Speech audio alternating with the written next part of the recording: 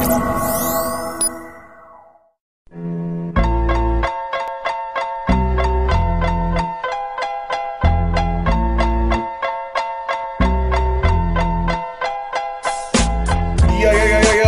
going on out there, universe? It's your boy,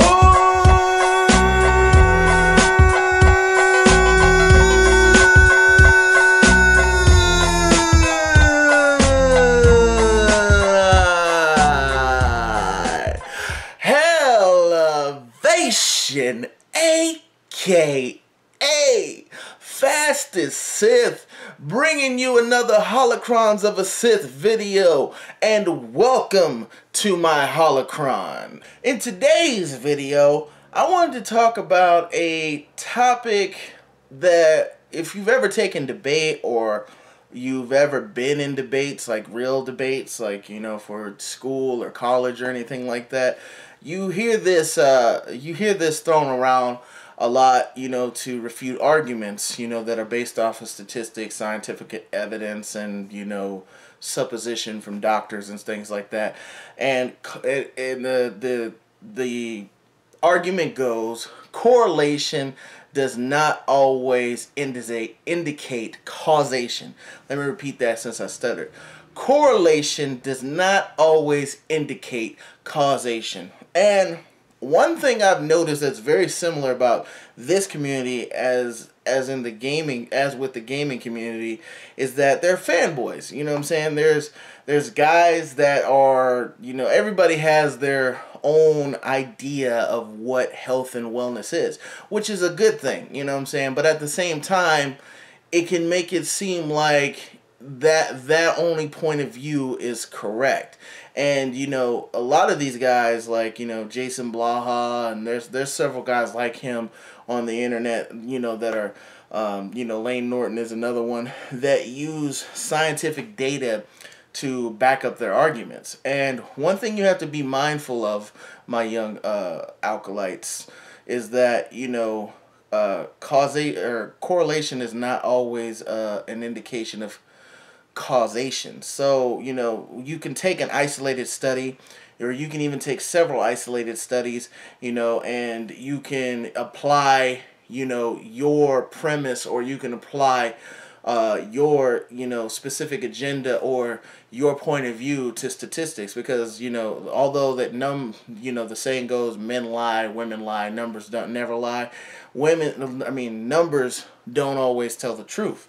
The whole truth anyway, you know what I'm saying? So you have to be careful when you listen to scientific arguments, and when you listen to people that, you know, throw out studies and throw out, you know, statistics and things like that, because of the simple fact that, you know, application always trumps, you know, theory. And I have another video coming on that again. And, you know, this was kind of spurred from Jason Blaha's video about ketogenic diets. And I'm not going to say that his evidence is wrong, because as with anything, if you go too extreme with it, or, you know, you're not really you know, taking into account common sense when it comes to certain diets or certain, you know, health and lifestyle philosophies, it can become toxic. And, you know, ketogenic diets are, you know, one of those things. But, you know, the video, you know, his message in the video, you have to kind of be careful.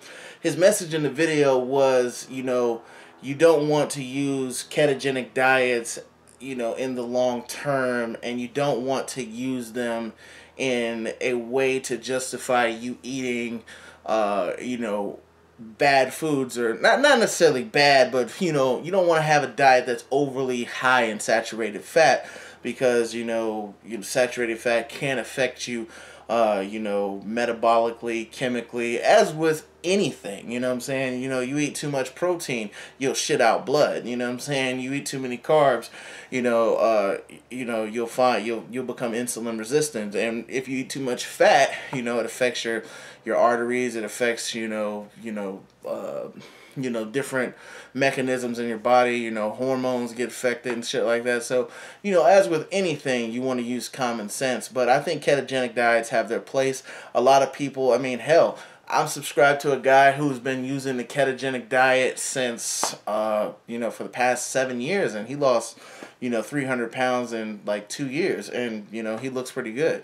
I forget it's like Attila something. I'll have his link down in the description. He does low carb cooking, and for those people that say, you know, you know, low carb diets don't matter, or you know, carbs don't have any effect, or you know, carbs aren't the source of obesity, or you know, things like that. You know, like I said, you know, as with any argument, there's evidence that supports both sides. You know what I'm saying? So all I'm saying in this video is that, you know, do what works for you. You know what I'm saying? Do what you feel is correct. You know what I'm saying? Because like I said, there's so many ways to get to your fitness goals that, you know, that's why there's so many weightlifting programs. That's why there's so many forms of training. That's why there's so many variation of cardio exercises. That's why there's so many diets. That's why there's so many, you know, different ways of approaching health and wellness. So, I mean, there is no right or wrong way.